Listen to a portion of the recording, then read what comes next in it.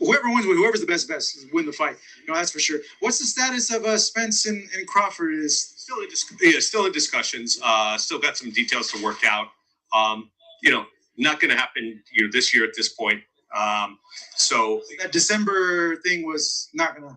Yeah, I mean, it's there, but I'm not sure anyone felt really pressured to do that. But I think we're getting to mid-October, so pulling off a December pay-per-view where you don't have it in place by mid-October is a challenge. So I think conversations will continue and probably look at 2024. Is this true? Like I read that Crawford can choose the weight. Is that accurate? Because he won the fight. Not completely. Not completely. I mean, there are some other parameters I don't want to get into, but it goes into it. The idea behind the phrase is like weight shouldn't be. If there's a legitimate difference, one guy is legitimately going to 154, one guy is legitimately staying at 47, then that's a reason a fight can't be made. But weight can be used as an excuse and sort of say, I don't feel like it. Like I'll go up for this guy, but not another guy. So that's sort of the spirit. The language is very more precise and very definitive. But the concept is, out of fairness, is let's not be selective. Can't say, hey, I won't go up for this guy, or I won't go up for the rematch, but I'll go up for this guy. That's not the spirit of it. Did y'all hear that? Ladies and gentlemen, members of the jury, members of the Roll the Tape film crew, I welcome each and every last one of you in another episode of Roll the Tape podcast with Manager Marty. Did y'all hear that? Yeah, we're going to start this live off extremely properly. Yes, we are. That was Stephen Espinoza in an interview that was just published probably about 20 minutes ago by Fight Hub TV when he was asked about the rematch between Errol Spence Jr. and Terence Bug Crawford. Did y'all hear that? We need answers. We have to talk about it today. Yeah, we're going to do a recap of this interview. We're going to do a recap of the interview that Terence Crawford did when he talked about the winner can choose the actual weight in the rematch. We've heard Stephen Espinosa's words. He kind of said that was not completely accurate. Y'all heard that, right? He said a mouthful. Stephen Espinosa said a mouthful. He did. We heard him, right? We're going to get to that right now. We need answers.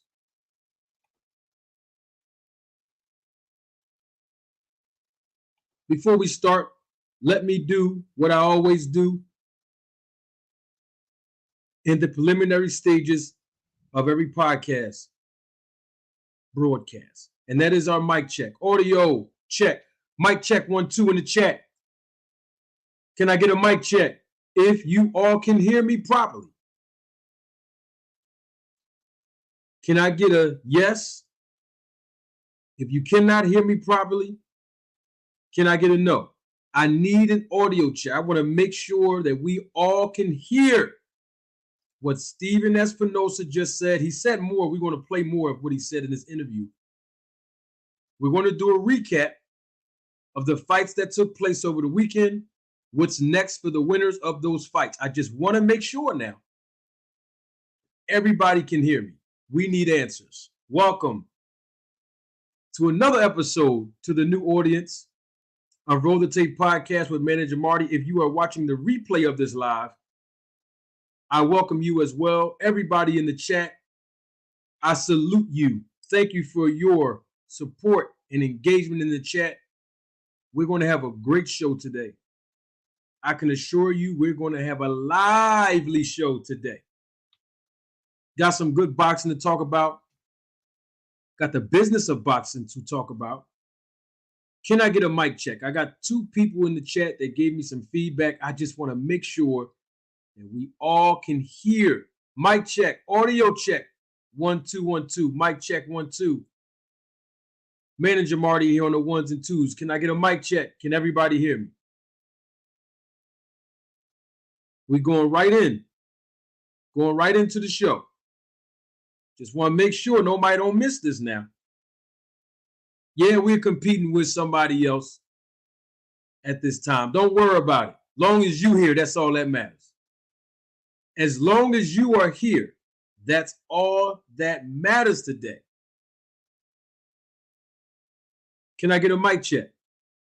Where's the chat? Are we here? We here? The viewership is increasing. It's not exponentially yet. Not increasing exponentially just yet. But it's coming. Yeah, come on, y'all. Come on in and have a seat. Come on in and have a seat now. Come on in, have a seat. Grab you a water. We got some popcorn too if you want. Grab you some popcorn, get some water. If you like soda, we got that too. I'm gonna pull out the cigars later because I know there's gonna be some cigar smoke.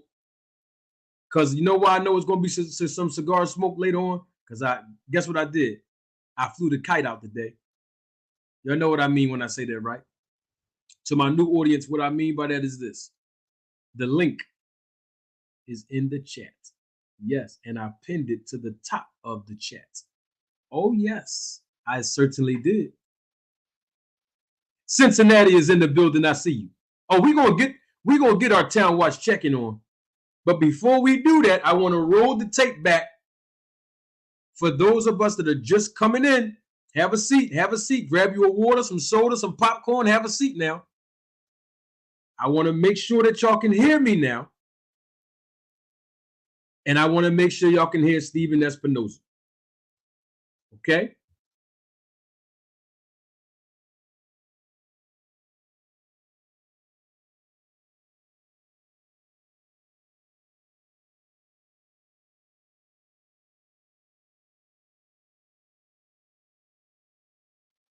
Okay, we're going to get to our, listen now. We're going to get to our Town Watch check-in. We certainly are. But for the new people that's coming, you know what, I'm doing way too much talking. Don't take my word for it. Roll the tape. Whoever wins, whoever's the best win the fight. No, that's for sure. What's the status of Spence and Crawford? Is still in discussions. Still got some details to work out. Not going to happen this year at this point. So that December thing was not gonna. Yeah, I mean, it's there, but I'm not sure anyone felt really pressured to do that. But I think we're getting to mid-October, so pulling off a December pay-per-view where you don't have it in place by mid-October is a challenge. So I think conversations will continue and probably look at 2024. Is this true? Like I read that Crawford can choose the weight. Is that accurate? Because he won the fight? Not completely. Not completely. I mean, there's some other parameters I don't want to get into, but it goes into it. The idea behind the phrase is like weight shouldn't be, if there's a legitimate difference. One guy is legitimately going to 154, one guy is legitimately staying at 47. Then that's a reason a fight can be made. But weight can be used as an excuse and sort of say, I don't feel like it. Like I'll go up for this guy, but not another guy. So that's sort of the spirit. The language is very more precise and very definitive. But the concept is, out of fairness, is let's not be selective. Can't say, hey, I won't go up for this guy. Or I won't go up for the rematch, but I'll go up for this guy. That's not the spirit of it. Did y'all hear that? Live and live in color. Did y'all hear that just now? We need answers. Remember, I always tell y'all about sources. Remember, I gave the analogy. We're going to do our Town Watch check-in. Hold on one second. I'm gonna scramble the show just to, in our sequential order that we're accustomed to. Because I got my guy in the background and I gotta let him on. Hold on. Do y'all remember how I gave the analogy of the United States Postal Service, right? Y'all remember that? When I said the United States Postal Service has credibility, has proven longevity, right? So when the United States Postal Service delivers your mail, you know that the mail, whether you agree with the contents of the mail or inside of the letter or envelope or not, you know it's from a reliable service. It's from a reliable agency. When you go check your mailbox and you see the United States Postal Service's stamp, logo, letterhead, you see all of the evidence that proves that your mail was delivered by a credible source.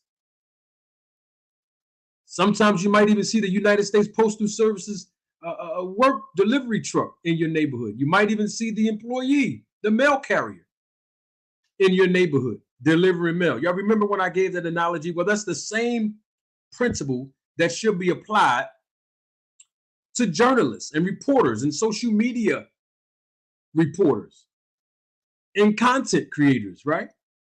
You have to make sure that the message that's being delivered is from a reliable source, a source who has credibility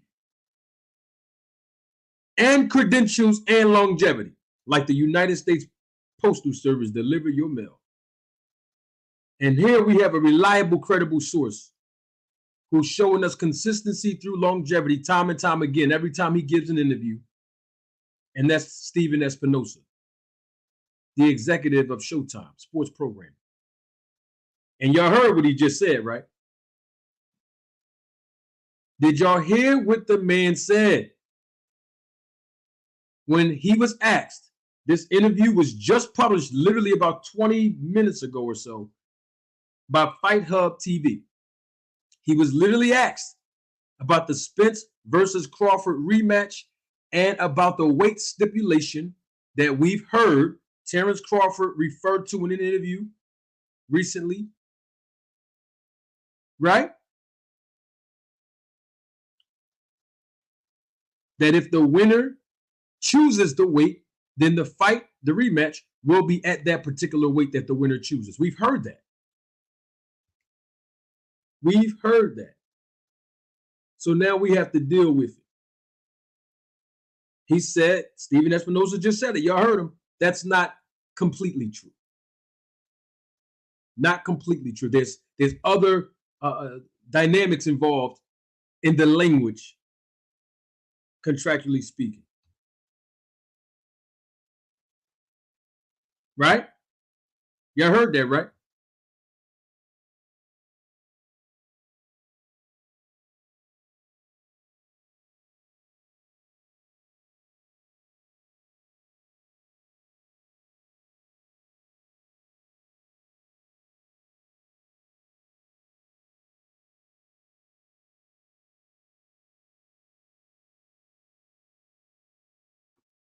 So we heard that, right?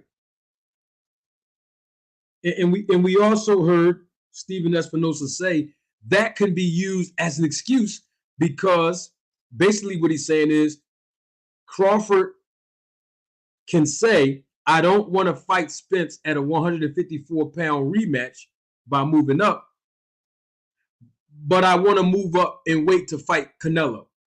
And so Stephen Espinoza said, that's not good business. It's not cool. Basically what he was saying. Y'all follow what was just said, right? So we need answers. We need answers. Some people may have questions, but I know for certain. Philly Fight Doctor, I see you in the chat. Salute. I know for certain we need answers. We're going to do our town watch check-in. But sequentially speaking, I just want to scramble how we do things on a channel just for a few moments, if y'all don't mind. YSM Sports Media, what's going on, my brother? How are you? YSM, can you hear me? Double M, what's up with you? Hold on. Yeah, I can hear you. I was going through.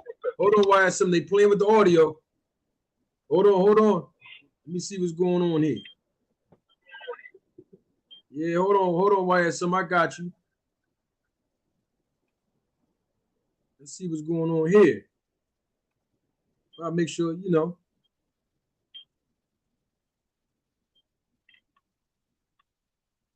Hold on for a minute. You have to make sure everything on point here.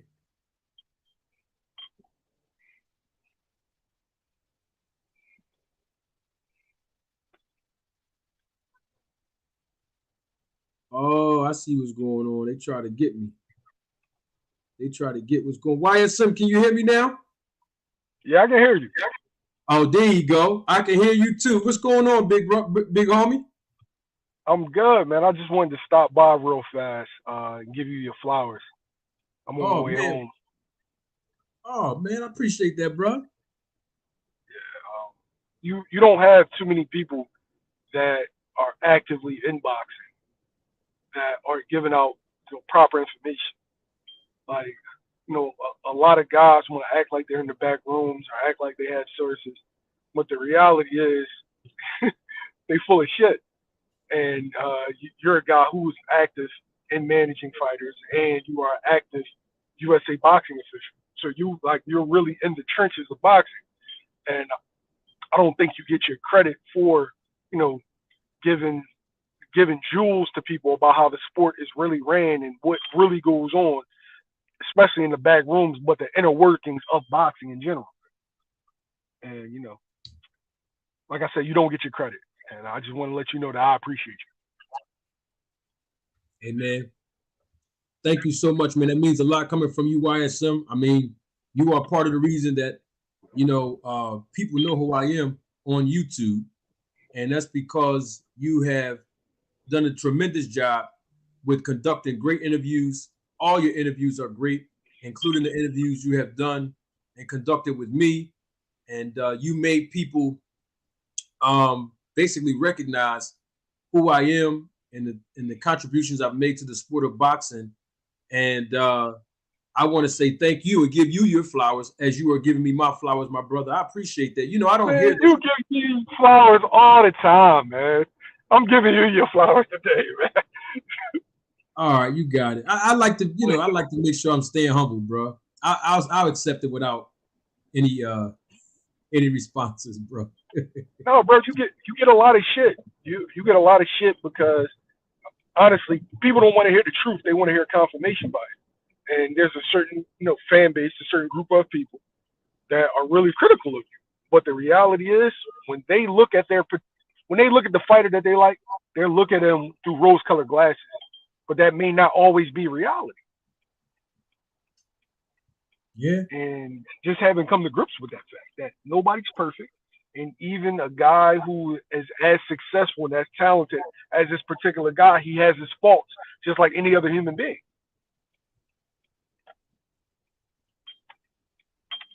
Yeah, that's true. But when you say a particular fan base, I don't want to assume, but I think that you are referring to Terence Crawford fans, man. Terence Crawford fans, they you get a lot of flack from them.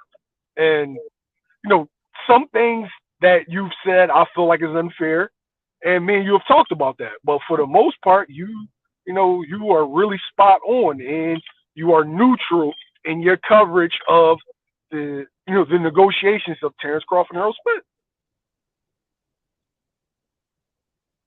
Yep. Totally agree. I think a lot of Terence Crawford fans forget how neutral I am. I'm the same guy and probably the only guy on YouTube that I know of as far as content creator or anybody in the business, meaning actively in the sport of boxing. When I was asked a question by one of the panelists, what do I think Errol Spence should do? This is before Terence Crawford and Errol Spence fought. I can roll the tape back on myself. And they asked me, what do I think Errol Spence should do if this fight don't materialize? And the thing that I said is, if this fight don't materialize, Errol Spence Jr. should leave Terence Crawford where he's at and walk away because he looks like he don't want to fight him. This is right at the time where the dates kept being misannounced over and over again when I said that.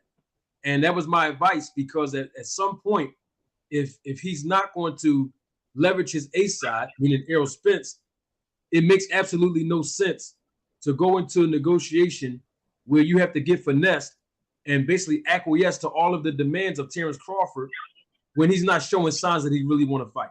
So if this is the case, and if boxing representation is telling Spence to just leave the guy alone and let's move on, that's what I think he should do. Of course, Errol Spence did not do that. Once the fight was officially announced, we found out that he was finessed in the negotiations. And basically, he had to empty all his pockets with rabbit ears, and they flipped him upside down, and he basically became the B side by acquiescing to all of Terence Crawford's demands.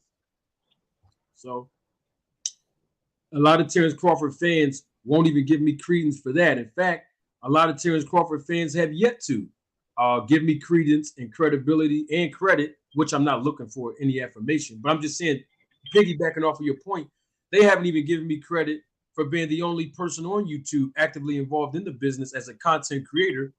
When I went on your platform, when you first interviewed me the first couple of times, and I said what Terence Crawford needed to do to secure the biggest fight, not just in his career, but the biggest fight where he can generate the biggest revenue opportunity for him and his family.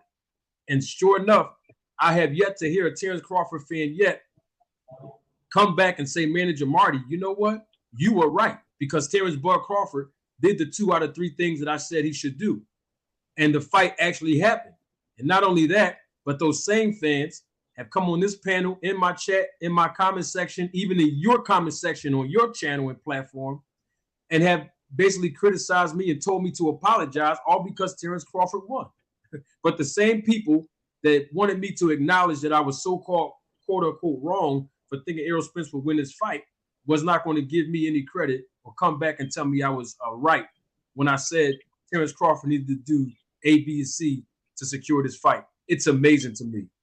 Yep. But the thing that's amazing is that Terence Crawford's fans, they spent months no guarantee money. It was horrible. You were trying to jerk Terence Crawford.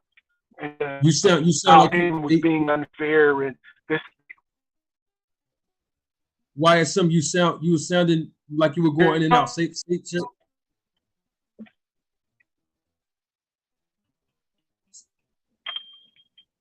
it again, YSM. You sound like you hear me? Go ahead. Very perfect. I can hear you loud and clear.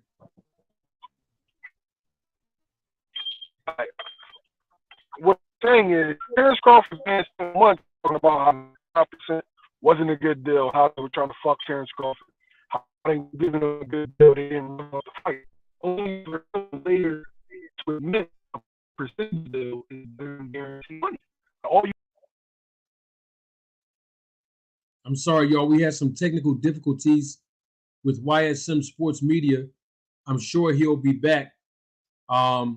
What I was hearing him say, even though it was choppy, was that Terence Crawford fans basically didn't come back and acknowledge the fact that Terence Crawford himself had acknowledged in recent interviews that that even though on IG Live back in November of 2022, where Terence Crawford was saying that Al Heyman was trying to F him out of a deal, and the deal was so crappy that, you know, all of the terms were favorable to Errol Spence because the deal was just so lopsided. Terence Crawford himself came back after the fight and basically understood the importance of the difference between a guaranteed purse and a percentage on the back end. And that's what I thought I was listening to what YSM Sports Media was just saying. I'm not speaking for him, but it sounded like that's what I was hearing him say, even though the audio was choppy. While we're waiting for YSM Sports Media to come back, I would like to do our Town Watch check-in as the viewership is increasing exponentially. I know our viewership is not where we are accustomed to seeing it because obviously at this point we're going head-to-head with two or three other content creators that are definitely not supporters or favorable to this channel, and they are tap dancers for Rick Glaser, and they also fans of Terence Crawford. But it don't make no difference because at this point, if I have to be the Eric Bischoff to the Vince McMahons of content creation, and I mean Vince McMahon, not in the sense that these guys are good as Vince McMahon. I'm talking about the competition here with regards to them being bigger channels than mine. That's what I mean by the Vince McMahon, like WWE and WCW back in the late 90s. If any of you followed wrestling back in the day, yeah, I'm being Eric Bischoff. Yeah, I want the same time slot that the competition got, the ones that don't like me. Yup, sure do. And that's all it's all about. Now let's get our Town Watch check-in on. But before I do that, I want to make sure I'm reading the comment section. I see people have been acknowledging me in the comment section. Joseph Swab, I see you in the chat. Salute. Who else we got? Oh, we got 2 Cents Boxing. She is here. Salute to you, 2 Cents Boxing. Absolutely. Who else we got in here? Andre Smith is in the building. I see you. Oh my God. Day one supporter from way back last year. And still rocking strong, supporting me. My God, Aaron H. Muhammad is in the building. I want y'all to know real quick before we do our Town Watch check-in. The link is pinned to the top of the chat. I flew the kite right out there. And y'all know when I wear this hoodie with the hood on, you know why I do that. If you don't know why I wear this hoodie with the hood like this here, I'm the Grim Reaper. I know somebody wants some cigar smoke later today, and we're going to give it all to them. But before we do all of that, I have to do our Town Watch check-in. I'm going to replay the interview that Stephen Espinoza said about the Terence Crawford versus Errol Spence rematch in a recent interview that was published probably about a half hour ago at this point by Fight Hub TV. He said way more than I played in the last 10 minutes, but I'm going to play more so that we can hear it from a reliable, credible source in Stephen Espinoza. Let's get our Town Watch check-in popping so we can go move right along in the show. I know Cincinnati is in the building. I see you. Who else do we have in the building? If you don't know what our Town Watch check-in represent, let me tell you, I'm going to give you a brief synopsis as quickly as I possibly can. The reason why we do a Town Watch check-in, we're the only content creators on YouTube that do this. And so this is only unique to our channel right here, as we are a boxing family. And the reason why we do our Town Watch check-in is because it is our way of acknowledging that even if we have different opinions, different perspectives, and different POVs, we all share one thing in common, and that is our love for the sport of boxing. So how I engage everybody, how I have us all come together as a boxing family, is to insert your city, state, island, and or zip code in the chat, and I will, in exchange, publicly acknowledge it so that we all can come together when we talk about the sport and the business of boxing. We got Albany, New York in the spot. Peace to you, CEO Since I see you. Dallas, Texas is in the building. I see you. Come on, y'all. Let's check on in. We ain't going to spend too much time on the check-in today. I just want to make sure we all here. While we waiting on other people to check on in real quick, let me let you know I'm representing my city, in-state, Philadelphia, Pennsylvania, by way of Arlington, Texas, DFW area, stand up, Philly, stand up. That's what I'm representing. I see South Dallas, Texas in the building. Salute. Let's check on in. Woo! My guy is here. I knew somebody from Chi-Town was here because as soon as I saw the name in the chat, the wind just started blowing. You know Chi-Town is the Windy City, and I got my guy right here. KC Boxing Network is in the building representing Chicago, Illinois.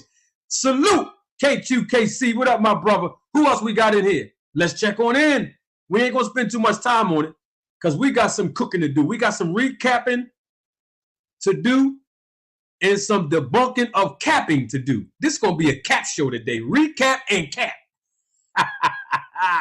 Yes, indeed. Who else we got in here? Let's check on in real quick. Let's check on in real quick. Yes, indeed. Who else we got in here? Yeah, let's check on in. We got some boxing to talk about. Some business of boxing to talk about. Yes, indeed. Who else we got in here? Can I get one more check-in? One more.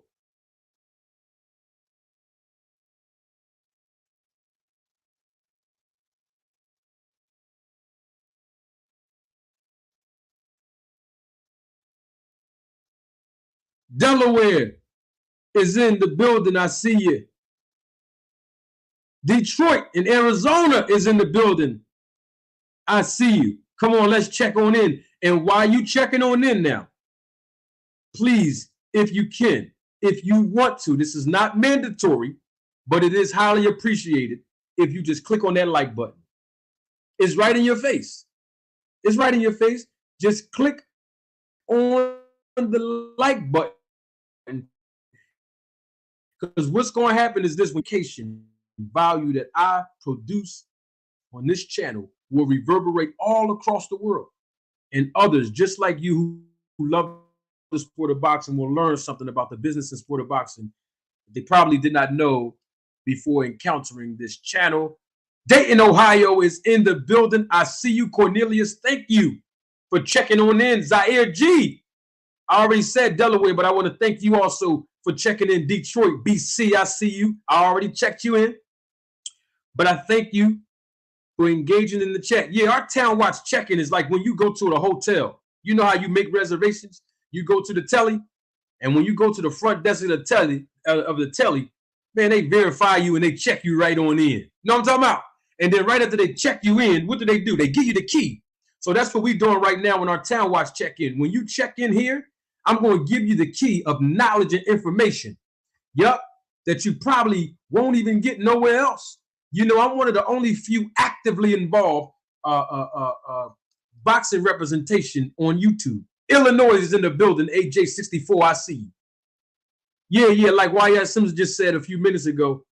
He basically was echoing my sentiments. You know, some people, let me reframe that. Most people, when I'm really throwing shots at the people that don't like me because I love them.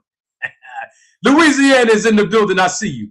On the JOB, but he's still listening. My God, Bear 24. Yes, indeed. So, yeah, I'm throwing the shot. Because see, here's the thing, y'all, and I'm going to get back to some boxing. But you know I got to have a little controversy. Because my cousin used to call me this over 10 years ago. My cousin said, Marty, you're the king of controversy. He was talking about that because of some controversial personal things that was going on. It had nothing to do with boxing in my life at the time. But I'm still controversial even on YouTube. So what I'm basically saying real quick, right, is that I know that the content creators that don't like me publicly, I know deep down in their soul, privately, they respect me. Because I'm providing substance with everything I do here on YouTube, and they really respect it. Because I have information and knowledge that they don't have. But their pride won't let them come out and say, Manager Marty, you were right. Their pride won't let them come out and say, I agree with you, Manager Marty. So what happens is, because they begin to get threatened by my presence on YouTube and my knowledge, what begins to happen is they start making up lies on me and start disparaging me. And then they start name calling me and insulting me and making up pet names for me. You know they done that. You know they done it. Y'all know that these guys did it. And I got people now trying to fight to get on the channel. But instead of them coming over here, what some of them do is they say, you know what I'm going to do? I'm going to make a meme out of Manager Marty. You know what I'm going to do? I'm going to make these controversial debate videos on Manager Marty. Yeah. They know what they do. They're trying to get my attention. But the thing is, there's only one way to get my attention now.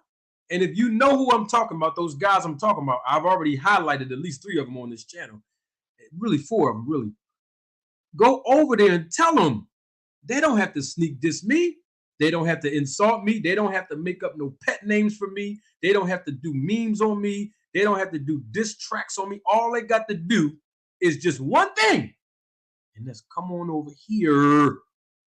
Yeah, come here. Just come on over here and say all of that so we can have a discussion, so we can have a dialogue. That's all Manager Marty is saying. Let me take my glasses off so I can see what y'all talking about. That's all I'm saying. I don't want you to stop. And y'all go tell them what I said. I don't want them to stop dissing me. Of course not. There's no fun in that. Them just stop throwing shots at me. That's corny. That's whack. Keep on doing it. Love it. But also, just come over here. Let me show y'all my face real quick. Grim Reaper here today. Come on over here and say it to me. Come on, and bring your audience over here when you do it. Because my audience is locked in. My audience is, look at my chat. The chat always popping. The viewership is increasing. It's not exponentially right now. But the great thing about it is the replay of the live is going to give us the viewership that we're looking for. Because the ones that support me are here now. And the ones that support me that are not here, we represent them as well. Let's talk about some boxing. I just want to play back for the new audience that just came in. We're going to do a recap of the fights that took place this weekend. But we also have to do a recap of what Stephen Espinoza just said in a recent interview. When I say recent, I mean it's recent as the other day, for real. But it was just published about 35, 45 minutes ago from Fight Hub TV. And Stephen Espinoza, he said a mouthful. I'm not even going to replay what he said a little earlier that I just did. I'm going to go move forward where I left off at because y'all need to hear what Stephen Espinoza is saying about the rematch between Terence Crawford and Errol Spence Jr. Okay? And we're going to talk about that. We need answers. And the most credible guy right now, besides all of the people behind the scenes, including the fighters, that's more credible right now, willing to speak out publicly, is Stephen Espinoza. So we have to take his words for what they are, because he's always been credible, reliable, and honest every time he does an interview. And so we're going to move on and continue. You know what? I'm doing way too much talking. Don't take my word for it. Roll the tape. But contractually, it has to happen, the rematch. Or if one or the other chooses not to, then we won't have a rematch. You know, if there are some conditions in which, you know, it wouldn't happen, you know. Well, I don't want to get into specifics of it. Yeah. You get into one specific? Well, I mean, weight is one thing. If they can't agree on weight, you know, that's it. But, you know, money is set. All the other parameters are set. You know, weight is one of the few examples where, you know, that could be the obstacle. Did y'all hear that? I got to show my face because I want to make sure we all on the same page. Did y'all hear that? I put my glasses on so I can even hear better. Did y'all? That was Stephen Espinoza. He said the money is already set. Who said PBC was broke again? Who said Showtime is broke again? The money is already set.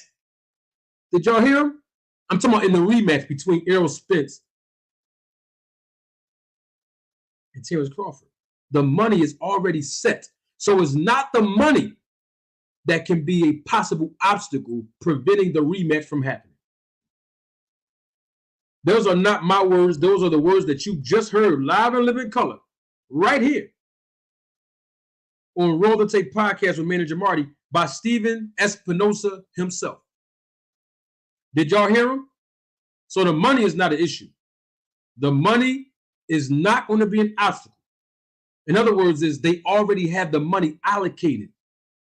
They already have the money budgeted already for both fighters and how much they're going to generate revenue-wise. They already have it.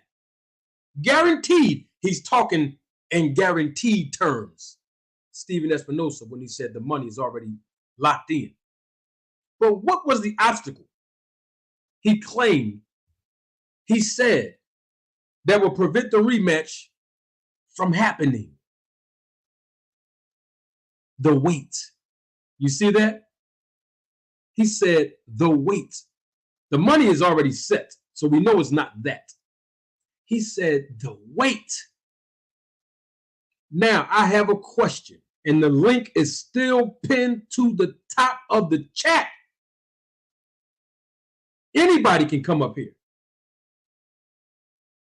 As long as you are a boxing fan, you can come up here. If you trolling, we don't, not today. Not today for the trolls. I mean, I'll create a whole segment and insert it in my live every day if I have to for the trolls, but not today. We want to talk business right now. I want to teach you all something, but hold on for a minute, trolls. This is for boxing fans who want to come up here. Doesn't matter if you are a fan of Spence, if you are a fan of Crawford, that's not important. What's important is if you are a boxing fan, I want to make sure I can get you to hear what Stephen Espinoza said. The money is set. Salute all the way from New Orleans. I see you, AJ64 in the chat. Did y'all hear that? I want to make sure we're clear now. South Dallas, Texas is also in the building. I see you. Many Fakes Publishing is here. I see you in the chat. And you, man, you know you live at the barbecue. Many Fakes Publishing know what it is. You know it's a barbecue. You know what's about to happen. So did y'all hear that? I want to make sure that we all understand what Stephen Espinoza is saying, because we heard Terence Crawford when he was on the interview with that guy named is Harshman. What's that guy? The guy that had 300. He had 300 and something subscribers, 361 subscribers. And I think he fought Crawford in the amateurs or something like that. Y'all remember that? And then I was joking about the fact that he was able to secure an exclusive interview with Crawford and not Coach Malachi, who was all on his boat, sitting in his mom's house, chilling, eating hot dogs and all that stuff. Not him. Y'all remember that? Him. And Terence Crawford said the weight will be basically guaranteed on the person who won the fight to be able to choose the weight. And we heard Terence Crawford's friend, close friend at that, on other people's panels and channels in interviews stating that, and he said it in tweets as well, that Terence Crawford is only throwing that bait out there at Spence to fight at 147 again because he really don't want to fight him. He really want to fight Canelo to make history and move all the way up to 168. Y'all remember that? That's what Stephen Espinoza is referring to because he's asked by the guy, I don't know his name, but the guy from Fight Hub TV. Okay? Joseph Schwab with the first super chat of the day, giving that color. Double salute to Joseph Schwab. Thank you so much for your contribution and your support to the channel. And my man Joe says, Manager Marty, the road for Crawford was so hard and rough, they forget about who made it shorter and easier to travel on. Keep rolling the tape, bruh. Wow. Thank you so much, Joseph. And Joseph is referring to Errol Spence Jr. when he's saying who made the hard and rough road shorter and easier for Crawford to travel on. That's facts, Mr. Swab. Facts. And that's what we deal with on this channel. So we all heard what Stephen Espinoza just said. We all heard him just now. And he also said, even a few seconds before this part, I played it earlier, he said that could be possibly used as an excuse for someone to say that the rematch won't happen. Someone, meaning a particular fighter, can say, hey, the weight might be an issue if we got to move up in weight instead of 147. He's talking about Crawford. And then he also said that will be unethical, basically. That would be unfair. That would be unrighteous to say by Crawford. In other words, if you can say you are willing to move up 2, 3 weight classes, 3 actually in his case, to fight Canelo at 168 pounds, but you're not going to move up 1 weight class in 154 pounds to fight a rematch that you agreed to and signed off on before this fight against Errol Spence. Now, somebody's going to say, Manager Marty, he ain't say that. You're being biased. You're just putting words in people's mouths. So let me go and let me replay that part for the naysayers. Hold on one second. I have to roll the tape again because I know people, it's always trying to discredit me. Not you all. I'm not talking about y'all. I'm not talking about the family that's here at the barbecue, not y'all. Y'all at the cookout. Y'all good, not y'all, not the ones that's here. I'm talking about the ones that's going to watch the replay of this live and the ones that's watching me live right now, but they refuse to engage in the chat because they don't want nobody else to know that they're watching. Yeah, I'm talking about the haters. Yeah. So let me play back what he said. Same interview now.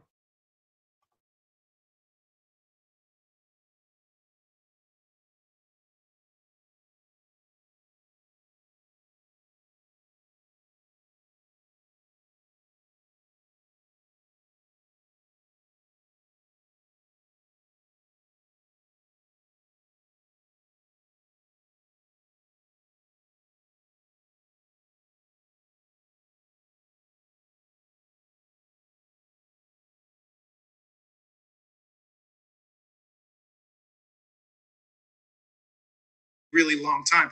Whoever wins, whoever's the best win the fight.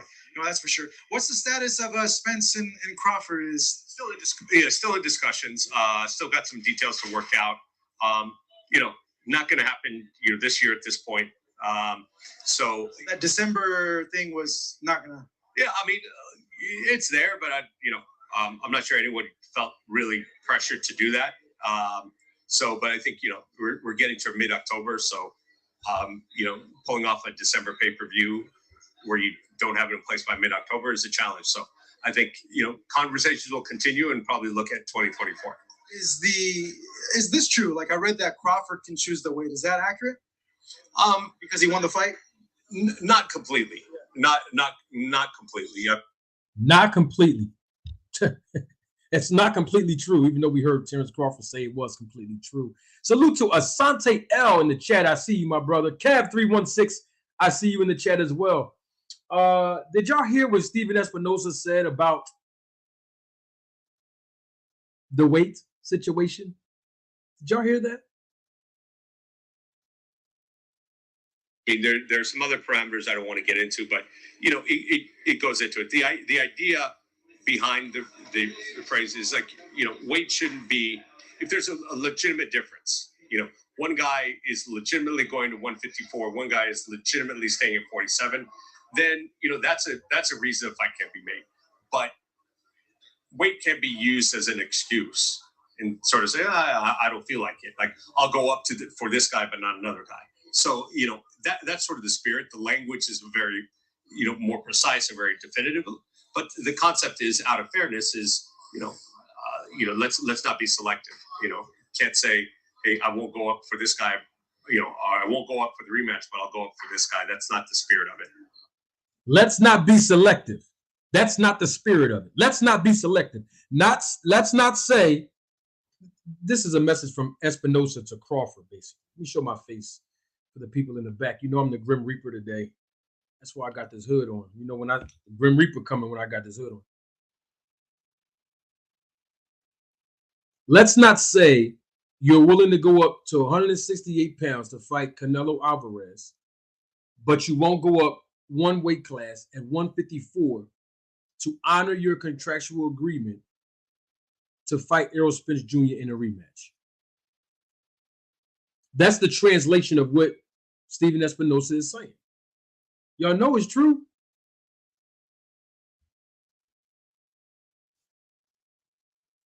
That's where we at right now. I'm just doing a recap. Okay? So that's what we're dealing with right now. It's not completely true. That was the question that was asked. I don't know the gentleman's name from Fight Hub TV, but that's the question that he asked Stephen Espinoza.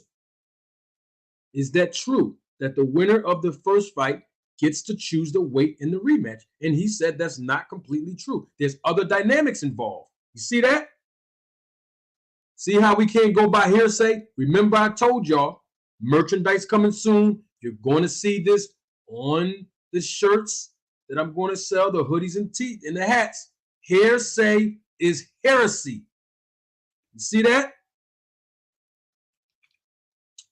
Can't keep going by hearsay. got to understand who the source is and how credible the source is.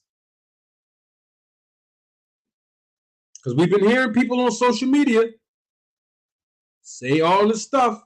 Even Terence Crawford said it in a recent interview with the guy. Forgot the guy's name. He's the white gentleman with the podcast he just started. I think his last name is Harshman or Hartman, something like that. Y'all know, some of y'all know who I'm talking about. When he said the contract said whoever wins get to choose the weight. Stephen Espinoza said that's not completely true because anybody can make an excuse. We just heard him. Okay, now I got to put my glasses on. I heard somebody. I said I heard. See, I put my glasses on so I can hear. Whoa, what the? Somebody in the chat said everything you say is hearsay. What? Hey, Kenta in the chat. The link is pinned to the top of it. I would love to hear what you mean by everything I say is hearsay. That's not true, in my opinion. I think most of the things that I have said in the past and that I do say now are not hearsay because I have evidentiary documentation to back it up, especially about the business of boxing. Now, you know, I can say that I heard that Errol Spence said this and I heard that this person said that. That's kind of like hearsay because I can just say I heard somebody else say. But when it comes to the business of boxing, I have evidentiary documentation to back up everything I say as I am actively involved. But I would love to hear what your POV is, Mr. Gilliard. So the link is in the chat. That's why I got the hoodie on today. Yeah, that's why I got the hoodie on. Grim Reaper here. Yeah, come on up. I see what you said, and I acknowledge you. But come on up. Links in the chat. I just would love for you to expound on your statement. Everything I say is hearsay. I don't know if that's a shot at me or what, and I'm okay with that. Come on up. We need answers. Listen, I invite all the people. Don't matter if you like me or not. I invite you as a guest in my house. Come on in. We can have a discussion. Okay? We've seen these tactics before. You're right about it, Aaron. We keep seeing these tactics over and over again. And then here I am, just like other honorable content creators, holding the people accountable that use these tactics to favor Crawford and not hold anyone else accountable.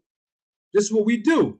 This is why the show today, the topic is a recap. I'm giving a recap for the cap. Okay? Oh, wow. Mr. Gilliard is still in the chat. Let me put my glasses on so I can hear. He said something else. I want to hear what he said again. Hold on. Oh, he says, okay, not everything, just 90%. So 90% of the things that I've said or that I say is hearsay. I just need more. Come on, man. Gilliard, I'm not with the. Come on up. Hey, Jose, you know I got the cap I got to recap the cap. We doing a recap on the cap. Gilliard, come on up, man. Make this thing entertaining. Make it entertaining. Make it entertainment. Come on up. Studio gangsters in the chat. The link is pinned to the top. Hey, man, look. The link is pinned to the top. The link is pinned to the top. I like having fun. Come on up. All right? Just tell me what's hearsay that I said. That's all. Just come on up. These guys be typing all the time. I'm giving you an opportunity to just come on up here. I just want to understand what you're saying. Come on up. Why don't people want to cut? Let me stop for a minute. Hey, Joseph. Hey, Many Face Publishing. Hey, Eric H. Muhammad. Asante L. 2 Cents Boxing, if you're still here. Y'all been around me long enough at this point. I just have a question. Why don't people want to come up here? You know, like the guy Gilliard in the chat. Why don't he want to come up here and say it? Like Blue Blood Sports TV. Why don't he want to come up here and say it? like Coach Toby, tap dancing for the white, Rich Glazer, him. Why don't these guys want to come on up? I was talking about Coach Malachi. Why don't these guys want to come up? What's the other guy named that? He's been throwing shots at me. Tough Glove Boxing. He said the first week of October he'll be here. We still looking for him. He ain't come up here yet. Okay, who else? 4Caps G or whatever his name, 4G Cat, that other guy. Why won't they come up here? Now, 4G's Cat did come up, but after I exposed the fact that he was playing games, trying to act like it was a debate when he got up here, when he was on a panel full of people, including Terence Crawford, homie LC, he just went out and made all these false videos about me. But I'm asking, why don't they want to come up here?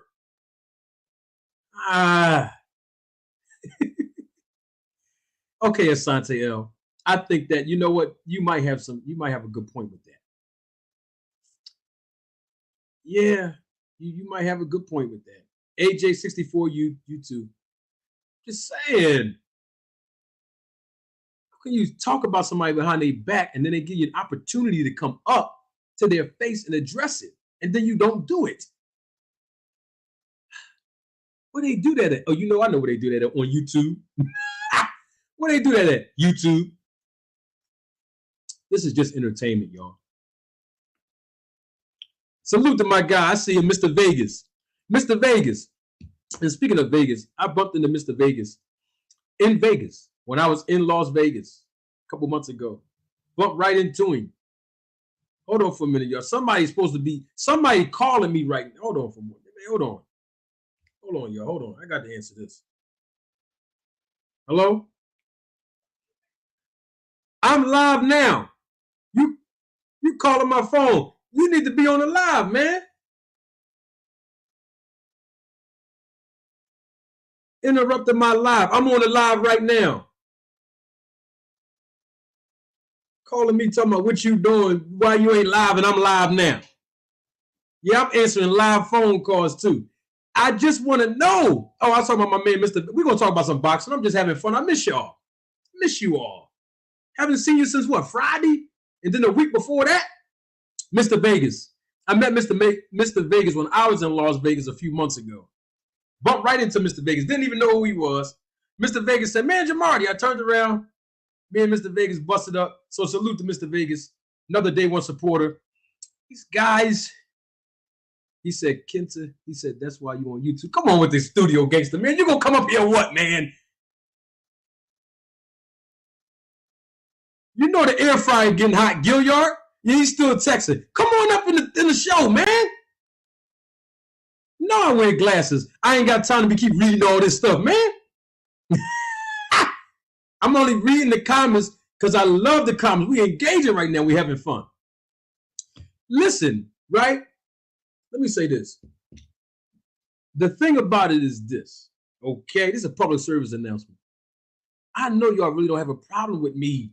I know it. I'm just keeping it 100. I'm just keeping it all the way a stack. I'm keeping it all the way a thou wow. These guys don't really have a problem with me. None of them. Coach Malachi, Blue Blood, 4Caps G, Tough Glove Boxing. Who else was coming at me? There's so many of y'all. It's just a lot. In my comment section, y'all don't really have no beef with me. I'm talking about on YouTube. Let's keep this on YouTube, please. I'm talking about on YouTube when I say beef. Y'all don't really have a problem with me. Y'all don't. I know what it is. And so do the people in the chat. That's why I'm trying to make sure I'm not going crazy. Grim Reaper here. Link in the chat, though.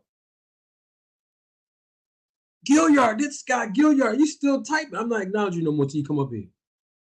Come up here, Gilliard. You keep being in the chat. Just come on up. That's why I put that link up there. So everybody can just come on through. Okay?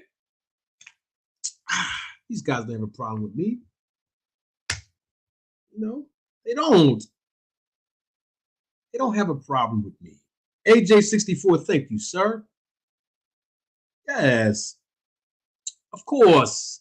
They know I'm going to cook them. They know I'm going to fillet them and fry them. They know I'm going to air fry them. I get it. That's why they won't want to come up here. It's not about viewership. It's not about, oh, We just don't want your audience to be biased. That's not what it's about. We just don't want you to make no money off of it. That's not what it's about. Because if it was about that, they wouldn't go on their own channel making money off of me. It's not about, or dissing me rather. It's not about that.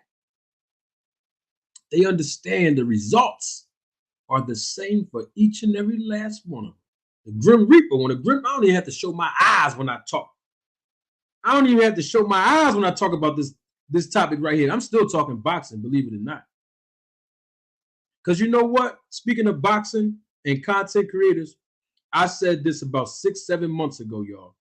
Aaron H. Muhammad was here. He remembered. He's one of my day one supporters. He was here. Some other people was here, but they're not here today to verify this. But I know Aaron H. Muhammad heard me say this before. And I might need Aaron H. Muhammad to help me promote this thing because he is a legitimate promoter. But 6-7 months ago, if you remember this, Aaron, right? I said I wanted to host an annual content creator versus content creator amateur boxing event. Aaron, you remember me saying that, brother?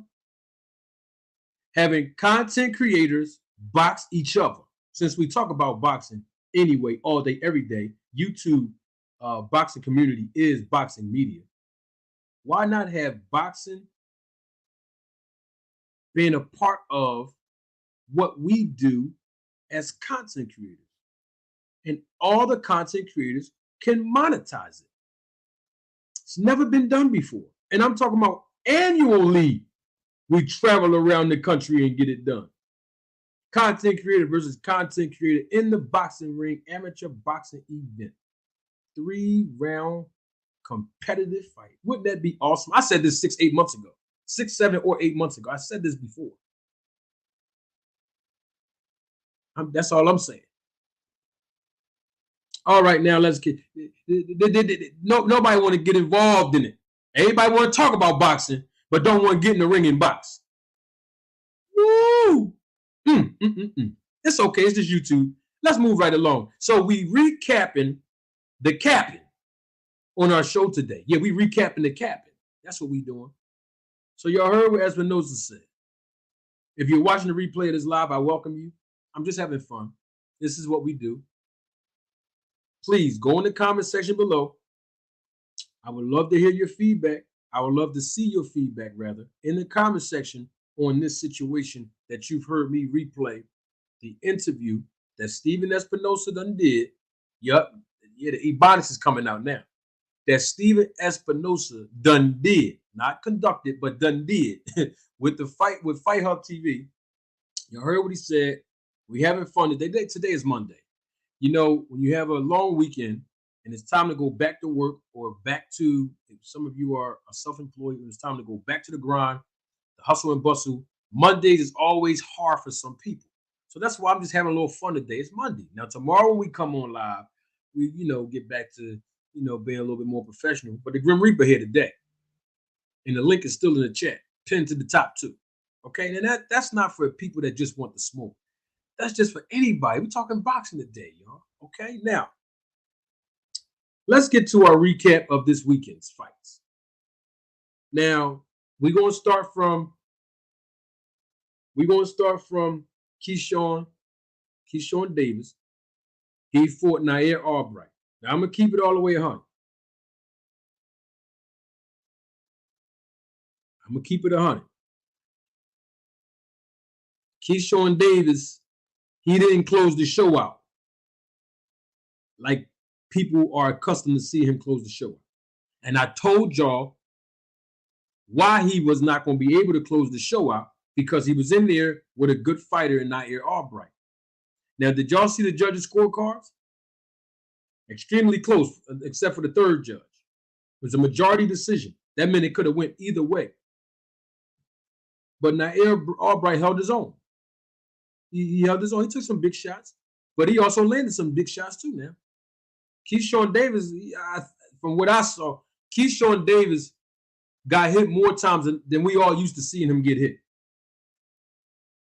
But what I'm saying is that we would like to see more improvement from Keyshawn Davis, because look, he's still green in the business. Okay, we're not going to just crown him yet. I know people have already crowned him. We're not going to crown him yet. I know the ESPN commentators, a little bit biased, as always. We're not going to crown him just yet. He still has some improving to do, and I'm sure he will start improving more and more as his competition levels increase. That means the opposition will be a better and more competitive. I wouldn't say better. I would just say more competitive. The opposition will be more competitive because he's still learning on the job. All right. It's like on the job training. So he's entitled to make some of the mistakes that he's been making, particularly defensively. But give credit to where it's due. Keyshawn Davis won this fight. It was close according to the judges' scorecards. Could have went either way. Like I told y'all Friday that Nair Albright was not going to come and lay down for Keyshawn Davis. He can really fight. And even though on record he lost, this is not the end of his career, because it's not about just losing in boxing. It's about how you lose in boxing. You can lose, but then if you lose in such a fashion where you were competitive, you gain the audience approval by round of applause, you gave your all, you made it a close fight, guess what? That can lead you to, as a fighter, getting bigger paydays, more opportunities, and getting into more bigger fights based on how you lose. Because you will be able to garner a bigger fan base. An audience that you were not accustomed to before will start gravitating to you because they respect how you went out on your shield and you made it a competitive fight, even in defeat. So this is not the end all for Nair Albright. I expect for him to get more opportunities and then come back, win, and then guess what? He might get a bigger opportunity to fight in another bigger fight because, like my man Joseph just said in the chat, he's a diamond in the rough. And I try to reveal that on Friday. In fact, I did make some references to him not getting those big opportunities, but at the same time, being a good fighter.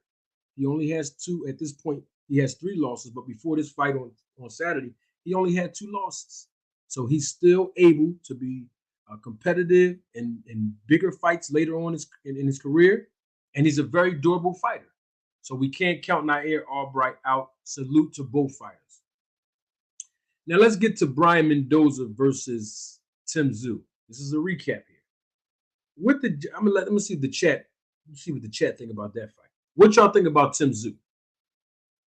If you saw the fight, what do y'all think about Tszyu? He kind of went in there and just completely dominated Brian Mendoza.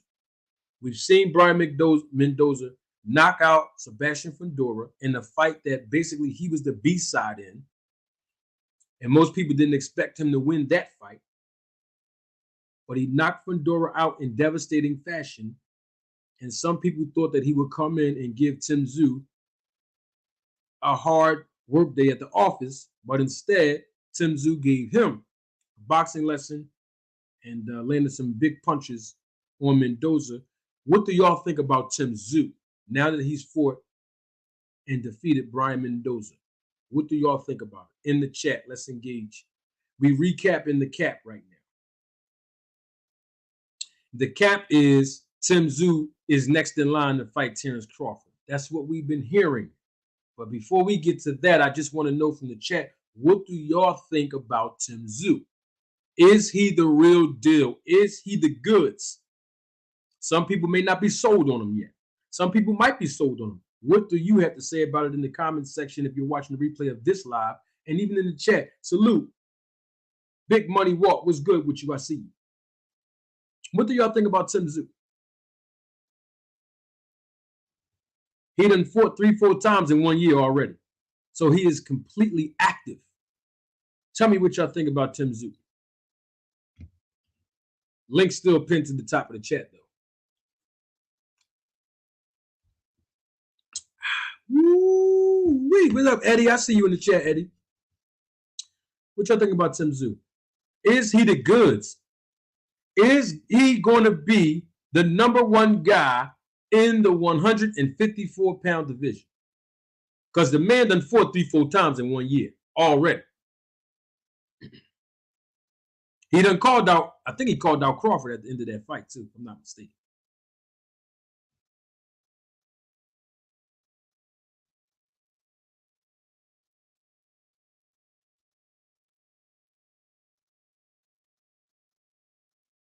All right. People are saying in the chat that they don't see that he's ready for one of the big dogs just yet. Anybody else? Oh, Canelo too? Oh, at the press conference. Oh, he just calling people. He just calling everybody out now, calling out Canelo. Everybody gonna call out Canelo. He's the money guy. You call him out and get that fight, you're gonna get it. You're gonna definitely secure a big payday.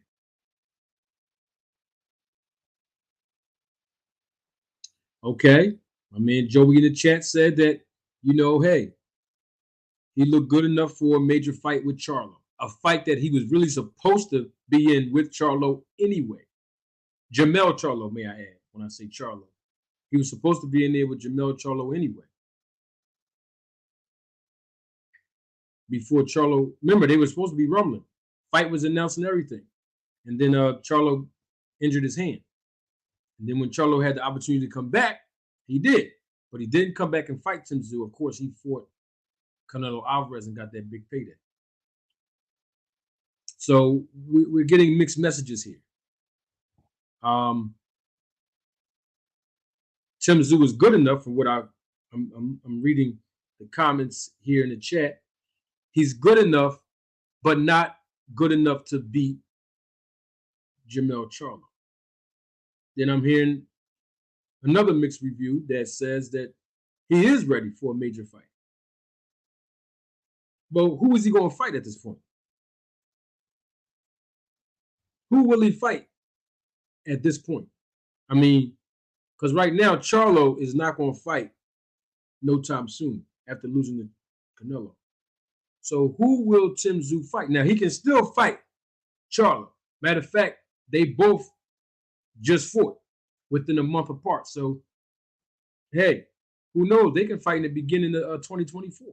But my thing is, if he don't fight Charlo, who else is there for Tszyu to fight at the 154-pound mark?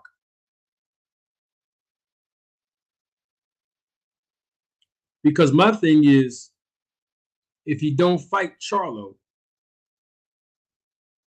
there's really nobody else that I can see him fighting business-wise right now in the 154-pound division. Right now.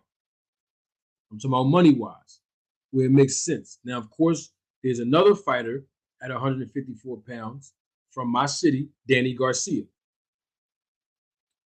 who beat Jose Benavidez Jr., who allegedly is scheduled to fight Jamal Charlo. Allegedly. That's what we're hearing. At 160. So that means Jose going to move up again. But my thing is, Tszyu can fight Danny Garcia at 154. They both can make some money. But the thing is, it's not going to make bigger money than if Tszyu would fight Jamel Charlo. The fight that was supposed to happen anyway. And we already see what the play is. The play is fighting Tszyu in Australia. That's the money play. We see the money play already. His last few fights been in Australia. Even the one when he fought Tony Harrison. Right? We see what the play is. We see the money play. But Charlo is the champion. So the fight probably most likely will happen here in America. But we have to make sure that we can generate interest from the American fan base to rally behind Charlo to make this an American fight. Or guess what's going to happen business-wise? Charlo going to wind up in Australia defending his titles. Because that's the bigger money fight, bigger audience.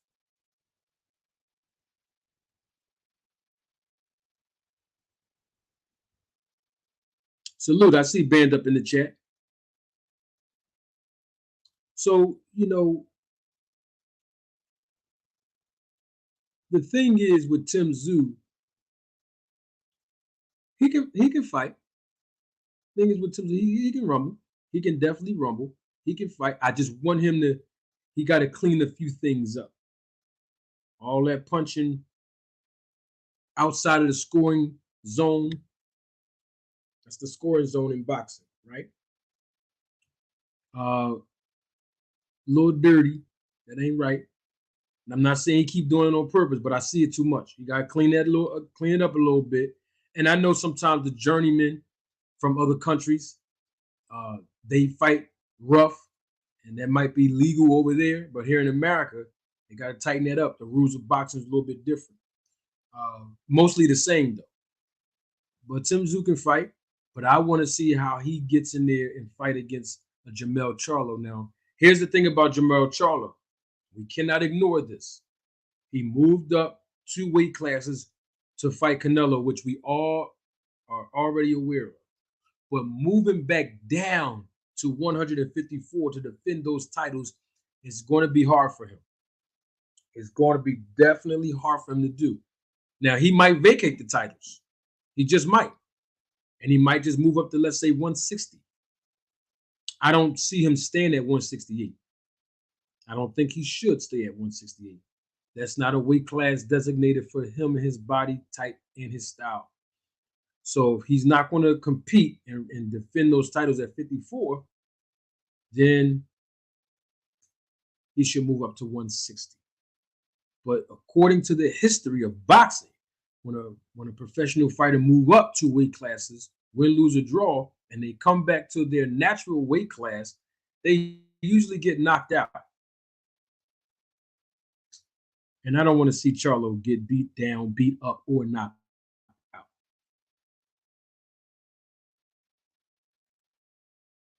So I mean, look, we shall see. Hold on 1 second. My guy Band Up. Double salute to you, Band Up. Thank you for your support and your contribution to the channel. As always, Band Up says, salute, Marty. 100, 100, 100. Keep on grinding. Absolutely. Thanks for your support, Band Up, and engaging in the chat. Appreciate you, my brother.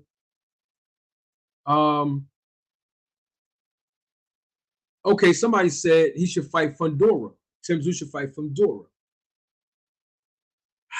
The thing is, though, if he fights Fundora, hardcore boxing fans, I think casual fans would have this perspective too, but mainly hardcore boxing fans would say, we don't want to see that fight because we know Fundora need chin insurance. So salute to my guy G Hack on that.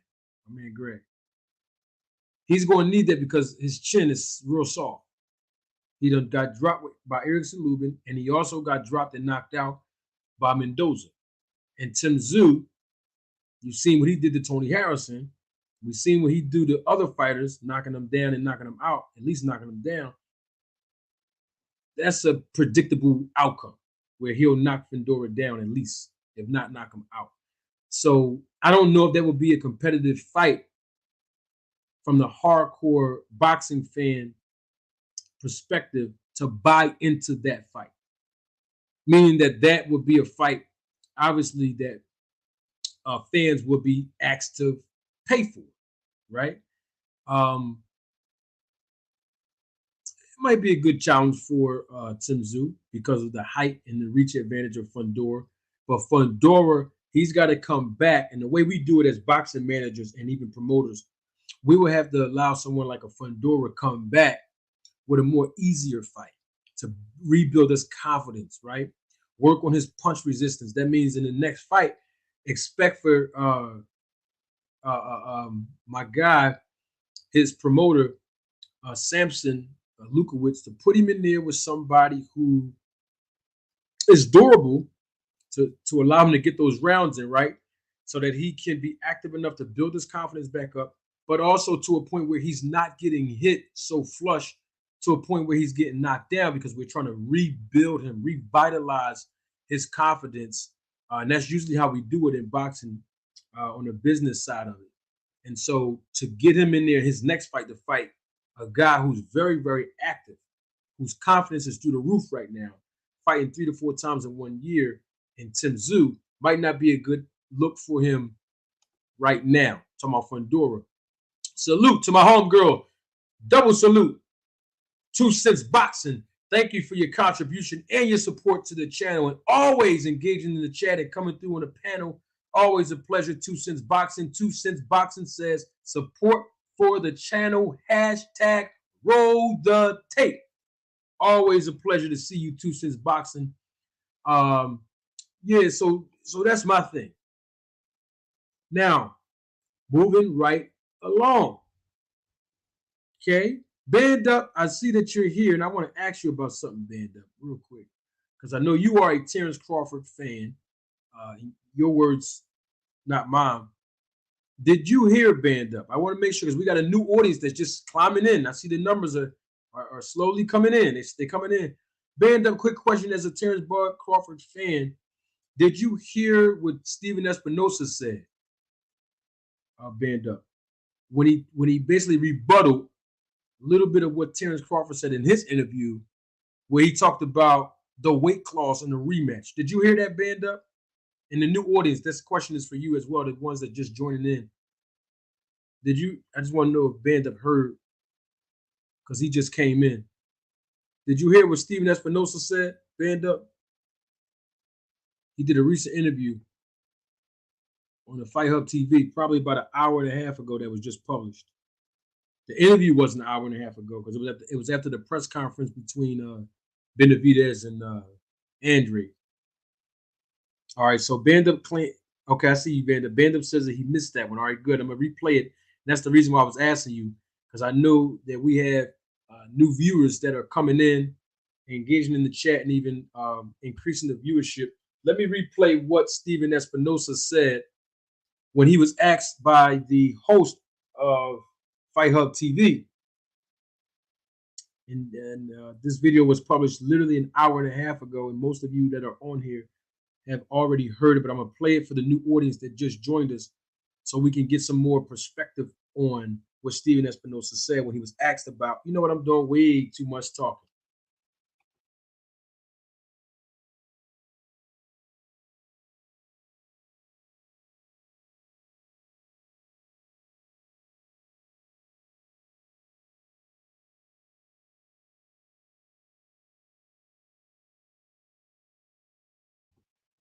Don't take my word for it.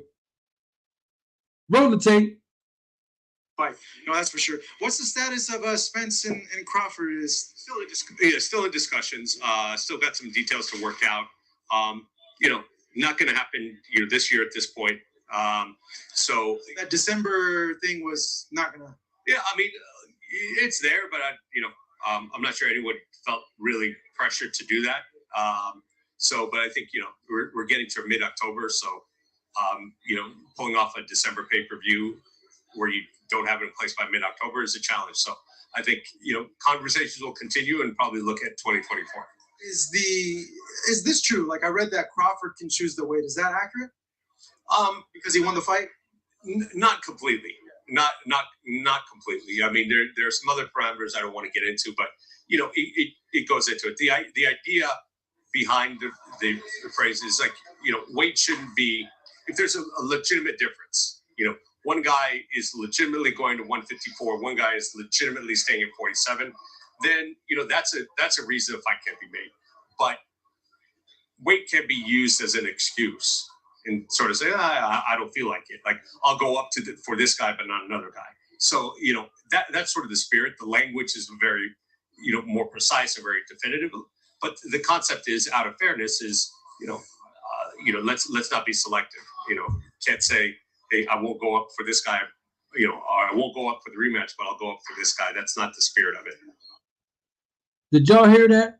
To the new audience, did y'all hear? That was Stephen Espinoza that just came out by Fight Hub TV, who conducted the interview. Wanted to get y'all take on that in the chat. And if you're watching the replay of this live, I would love to get your take on it in the comment section below. That was the words of Stephen Espinoza again. What's your take on that? I know we have Terence Crawford fans right here in the chat watching live and live in color as well. We heard Terence Crawford say the winner chooses the weight for both fighters in the rematch. Stephen Espinoza was asked about it, and he said, not true completely. There's more basically dynamics and elements involved in the language of the contract. Because in good spirit, if both guys agreed to the rematch already, they should fight at the weight that's comfortable for both fighters, apparently. And according to Stephen Espinoza, and we know that he was referring to Terence Crawford because Terence Crawford tweeted numerous times and even in other interviews and even his friend on Twitter and other interviews as well, said that Terence Crawford is looking forward to fighting Canelo Alvarez, moving up 3 weight classes. So Stephen Espinoza's point is, in good spirit, it can be used as an excuse to not fight in the rematch because basically it's unfair to say that you will go up 3 weight classes to fight a Canelo Alvarez, but you won't maintain your word and fight Spence moving up only 1 weight class in a 154-pound division. So I want to know your take on it as a Terence Crawford fan. If you're in the chat, if you're in the comment section, if you're watching me live and live in color, we need answers. What's up with this?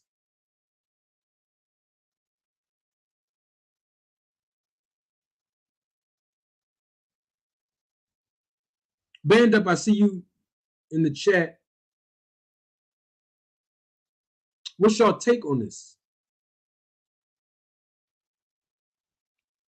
I see y'all engaging. I appreciate it too.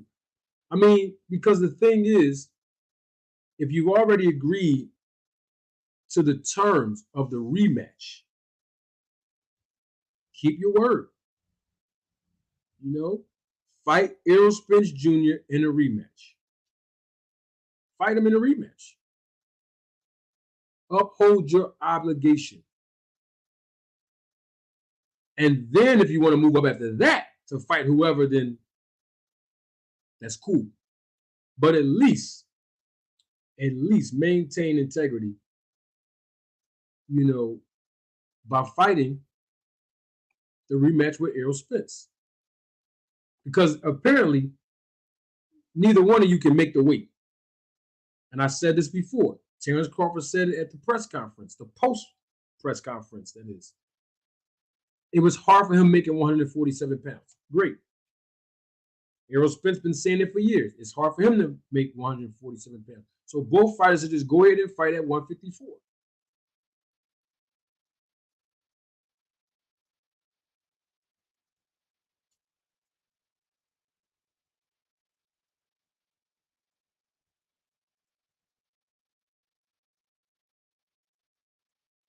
You know what I mean?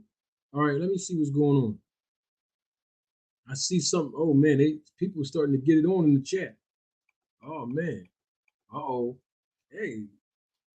Hey, let's go. Let's talk about it. They going back and forth in the chat. I see y'all. Go ahead. Say it. Go get off your chest.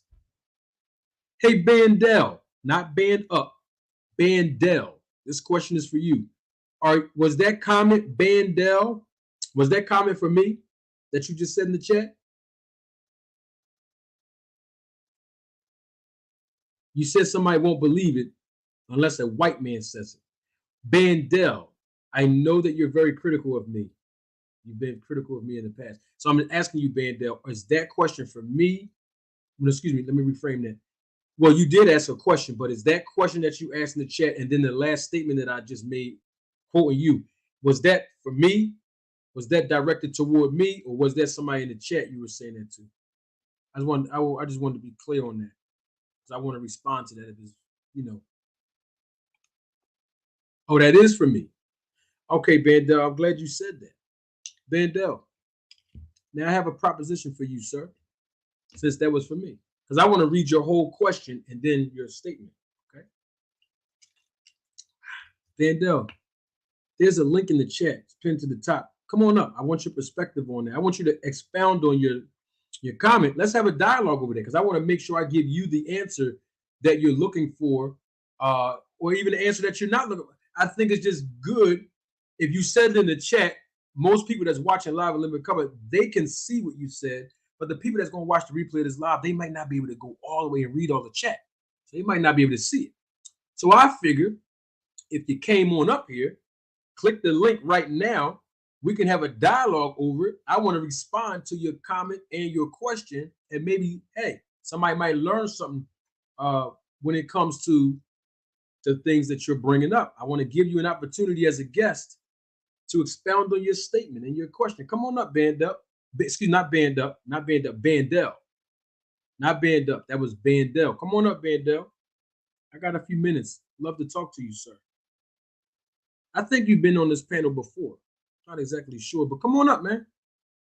Give you an opportunity to speak your piece, ask your question, make your statement before a live audience. Come on up.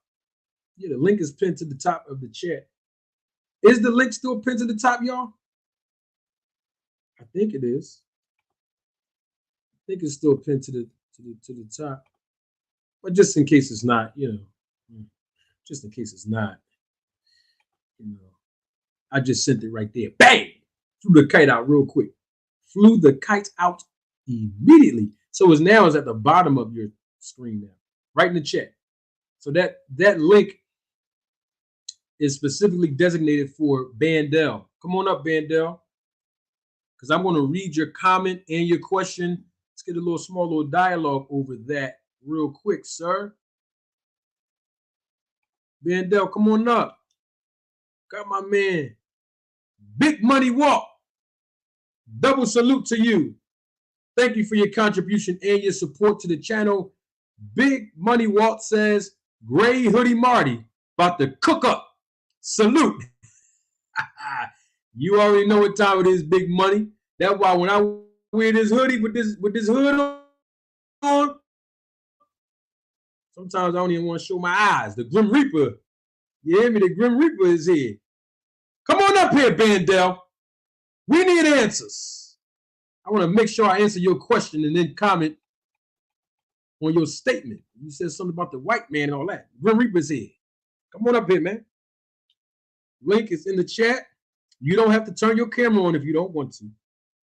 We just need your voice to be heard to the people. Come on up here. Let's have a dialogue and discussion because I want you to expound. I don't want to misinterpret what you say. That's why I give people an opportunity. Come on up. Speak their piece. You can come on the show live in living color. That's what we want. I invite you as a guest in my house. Come on in. That link was for Bandell. I've already pinned it to the top of the chat. And then I flew the kite right back in the chat. And we're still waiting for Bandell to come on up because I want to read his question.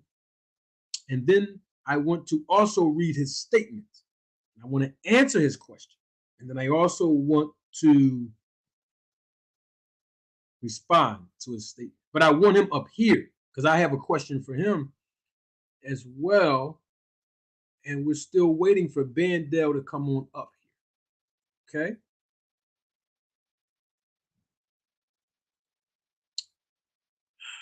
Let's see. Does Bandell want to come up? Let's see. Oh my gosh. Answer the question. I don't have time right now. Bandell. I want you up here now. All right, don't worry about it, Bandell. You don't have time. Tomorrow, I'm going to be back up here. And hopefully tomorrow, you can come back here, Bandell, and I promise you I will answer your question. But you can't come up today. But I got another guy in the chat. I think he was up here before. I can't recall, but I know I do recall seeing your name in the chat, Mr. Thomas. You asked me a question. I want to make sure I answer yours as well. You asked me about the word jealous. All right, Mr. Thomas. The link is also pinned to the top of the chat for you as well. I want to make sure I answer your question too. Come on up. Come on up. Come on up. Link is pinned to the top. Grim Reaper Marty is here. I got the hoodie on with the hood. You know what this means. Come on up.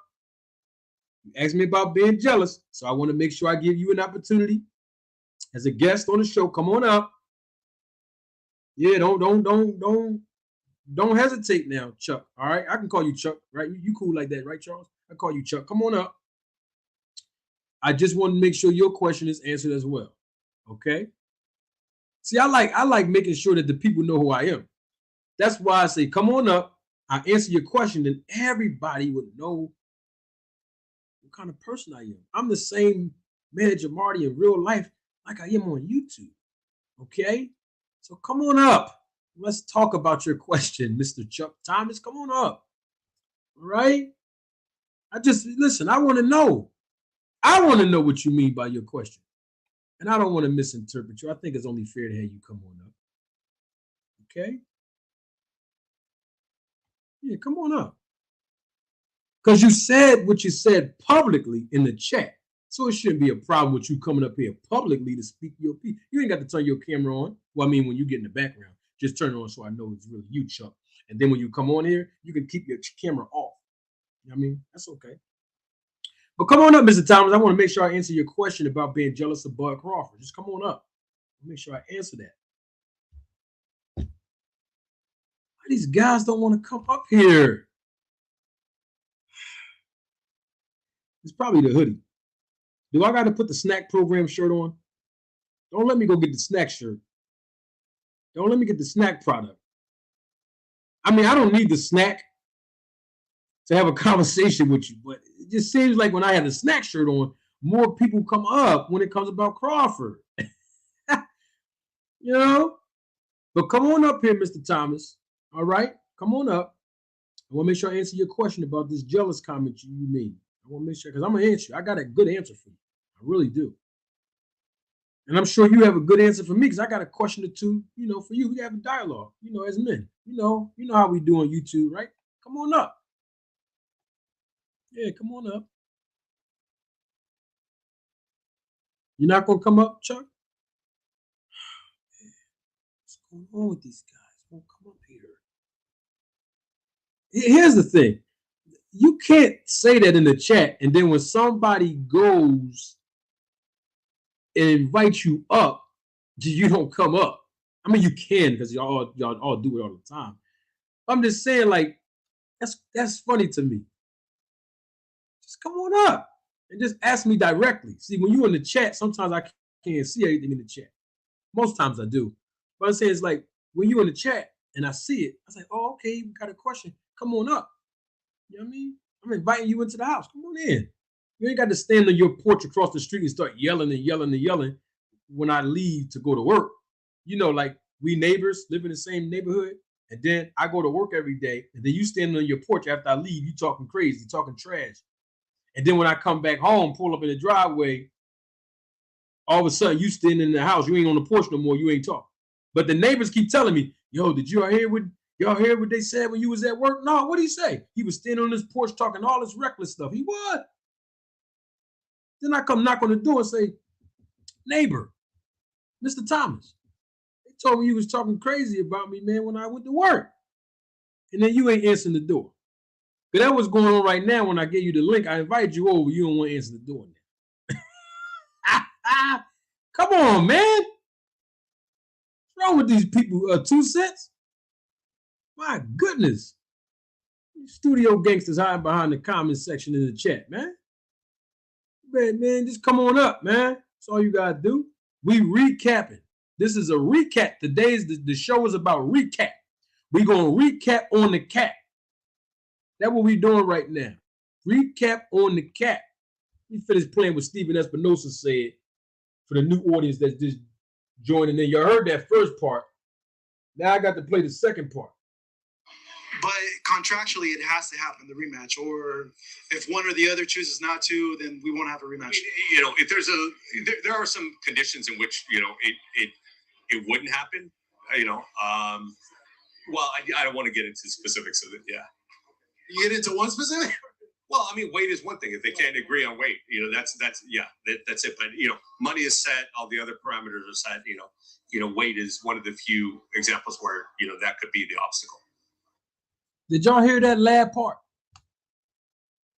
Money is set. Money is set. Even though we've heard content creators alike say PBC is broke, money is set on the rematch. Even though we've heard content creators alike say Showtime is going out of business, Stephen Espinoza said the money is set. That's not the obstacle in the rematch right now. That's not what's going to prevent the rematch from happening right now between Crawford and Spence. It's not the money. The money is set. Even though we've heard content creators alike say Showtime is going out of business, and after this year, they're never going to publish or produce boxing content or pay-per-views or live boxing ever again.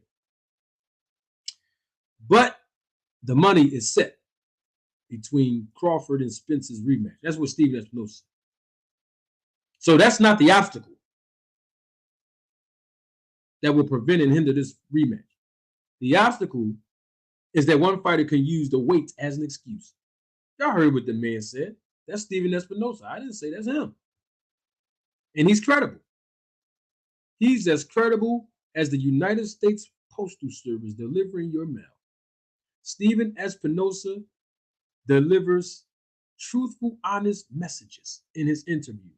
He's as credible as the United States Postal Service delivering mail. Oh, let's see the caveat to Mr. Thomas. Let me put my glasses on so I can hear what he just said in the chat. I already saw what he said, but y'all know I got to do the theatricals. Entertainment.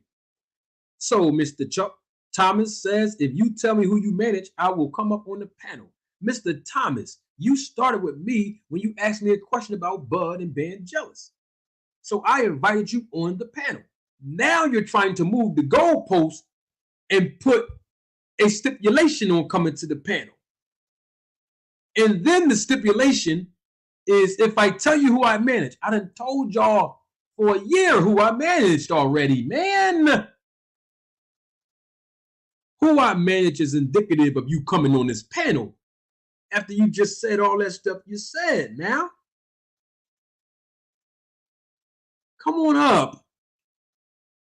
Now, wait a minute. You made a statement. I respond to your statement by inviting you to come on. Now you say, if you do A, B, and C, then I will come. Man, stop playing these kiddie games, man.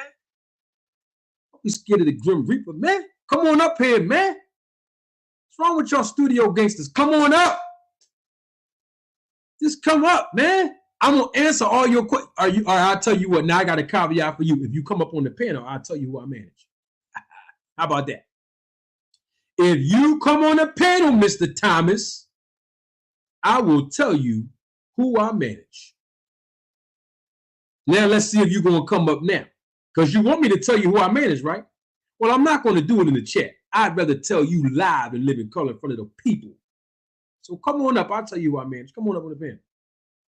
Since you asked me a question about jealousy and Crawford. Come on up here. I'll tell you exactly who I manage. I sure will. I'm going to tell you. I'm not even going to give you the same answer I gave before. Just come on up here. I'm going to tell you who I manage. That's the caveat to you. Since you started this, come on up here, bro. Come on up. I'm going to tell you who I manage. I'm going to answer your question that you said about jealous and Crawford. Now, that's true. Now, what I'm doing right now is I'm acting like I'm Spence right now. I'm basically caving into your demands to get you. You see what I'm saying? Come on now. You trying to use Crawford play against me. It ain't going to work, but just come on up here. I got something for you. Come on up here, Charles. Charlie, come on up here, Charlie. We need answers. I'm going to give you what you want, but you got to be fair now. You know, in business, You know, I negotiate a lot of contracts. You know that, right? You know that, right? You know, I negotiate with business people. Story of my life nowadays, right? So it's all about compromising. You know, you give a little to get a little, right? So I'll give you the little that you want, but you also have to compromise and give me a little, right? That's what business negotiation does. So come on up. I'll give you the 2 things that you want from me. I'm only asking you to come up. That's 1 thing. You want 2. I give you the 2, but you got to give me the 1. Come on up. See, you got to give me the 1 to get the 2. You got to give me the 1 thing I want for you to come on up here to speak your piece in order for me to give you the 2 things that you want. You see how this works? So come on up, Chuck Thomas. We ain't going to wait all night for you. Yeah, come on up. And I'm making it easy for you by telling you, you don't even have to turn your camera on, bro. Come on up. The Grim Reaper want to see you. Grim Reaper want to see you. Come on up. Just come on up here, brother. We need answers. Did y'all hear what Stephen Espinoza saying while we waiting for Charles to come on up here? Huh? You know I love entertainment. You know I love it. Stephen Espinoza said, money is already set. So I don't want to hear no content creator lying later on. Talking about they try to screw him out the rematch and the money wasn't right and all this crazy stuff. Because you know that's a possibility. That's going to be the new narrative now. So we're going to nip that in the bud. No pun intended. What was that pun intended?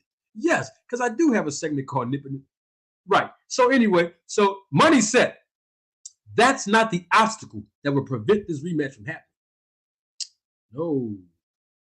Somebody can use the weight as an excuse. That's Stephen Espinoza word. We still waiting for Chuck Thomas real quick before we go. Come on up, Chucky. Come on up, buddy. You ain't gonna come up? Man, you just clickbaiting and trolling, man. Why you playing with the time of the people, man? Come on up here. Come on, man. You know I'm gonna tell you the truth. I know I'm gonna keep it 100 with you. I ain't gonna never lie to y'all. Y'all my people. Y'all my family on YouTube, man. I never lie to nobody. Even if you don't like me, I'm still gonna tell you the truth. So we see Chuck ain't gonna come up here. He did all that. Man, you know what you remind me of, Charles Thomas, man. Dang, Charles, I like you, Charles. Even though you said some crazy things about me in my chat a while ago, I still like you, brother. You know what it reminds me of? It reminds me of a woman who's saying all this stuff to the guy. Y'all know how some women be. Not all women, because I love the ladies. Y'all know that. The ladies love me too. And you know I'm about to stop my segment for them in 1 second. I just gotta prove this funny point real quick. You know how some ladies try to poke at the guy, say all this spicy stuff to the guy. Y'all know what I'm talking about, right? We all grown here. We know. We know. Oh, I can't wait to see you. I'm gonna do all this and that. I'm gonna make sure that I cook some good food for you. You're gonna be able to relax and chill. We're gonna have a good time. We're gonna have fun. Oh, you rock my world. And then the guy finally takes the bait and say, okay, I'm on my way over. He texts her and say, I'm on my way. Send me the Addy. That's how the young people talk. Send me the Addy. Send me the address. I'm on my way. I'm going to come on through. I'm en route. And then the girl, after saying all that stuff, to get the man interested in coming through, to enjoy a hot date and a hot plate, she ignores his text messages and phone calls. Already with the intentions of the guy not coming over there in the first place. That's what Charles Thomas and Bandel did today. They did all the spicy talk just to get me to respond. I respond and say, come on through. And then they ignore the text message. They ignored the phone calls. They ignored the FaceTimes. I sent you the address already. I sent you the link. I sent you the address to come on through. Y'all did all that for what, man? All right, let me pull the hood back for the ladies. You know, I done been talking almost 2 hours, and I didn't salute all the ladies watching me live and live in color. Ladies, I salute you. Thank you for your viewership. Thank you for engaging in the chat. Thank you for watching in the background. Thank you for providing contributions. Thank you so much. I appreciate you. You know, this channel has gone far and the viewership has increased exponentially. And you're part of the reason why, ladies. I'm telling you that right now. Yeah, you, queen. Stop looking around, worrying about who in the chat and all that. That's not important. What's important is you. That's what's important. You. Thank you so much, ladies, for your support. Thank you for coming by. You could have been anywhere in the world, but you came by to kick it with Manager Marty. Thank you so much. The contributions of your time, which is more valuable than your money to me. I thank you so much, and I appreciate you. All right, we still got Chuck Thomas in the chat talking trash. We don't want to hear what you guys say now. You had the opportunity to come up here and say it, so I'm not reading no more of your comments. We're not reading no more of your chat out loud. Yeah. You could have came up here and asked me what state was I licensed in, and I'd have told you. But you didn't want to come up here, talk all that trash, waste the time of the people, man. So no, I'm not answering none of your questions, Mr. Thomas, till you come up here. All right? Now listen, y'all, you know I'm coming back here tomorrow. We'll be back here live and live in color tomorrow now. Live and live in color. We're going to be back here tomorrow, and I look forward to seeing y'all, okay? Just want to let y'all know, man. Just want to let y'all know something real quick.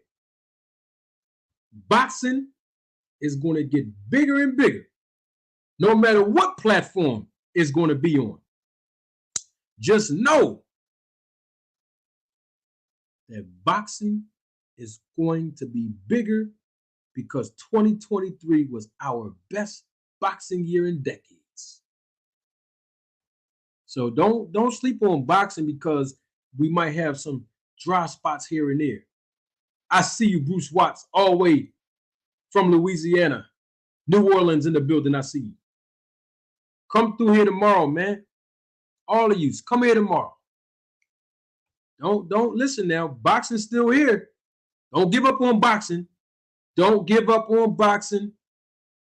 From January all the way to December, boxing has been on the map, irregardless of the promoter, irregardless of the fighters. We got the fights that we wanted to see. We had some great undercards on these pay-per-view fights. Boxing is here to stay. That's my time. Come on back here tomorrow for another episode of Roll the Tape Podcast. You dig? Well, finally, the elephant in the room, obviously, I'm sure that you've been asked about it. Is it true that next year it's only pay-per-views from Showtime, and then after that, there's no more programming because of the Paramount thing, the merger that's happening? Yeah, I'm smiling because, you know, everyone's got an inside source. I'm not saying you. I'm just talking about social media in general. Everyone's got an inside source. Everyone's an expert. Everybody, has a source who's telling them exactly what's going on, none of which is accurate. Now, look, there's a budget process and there are things to be discussed, and there's a media business that's a lot of transformation, and there's a Paramount Corporation that is under financial, pressures like all media companies nowadays. So, all of that has to be discussed. But, all this stuff, Tank's going on this pay-per-view platform, Tank's fighting Thurman, I know because, I've been on conference calls and I know what's being said.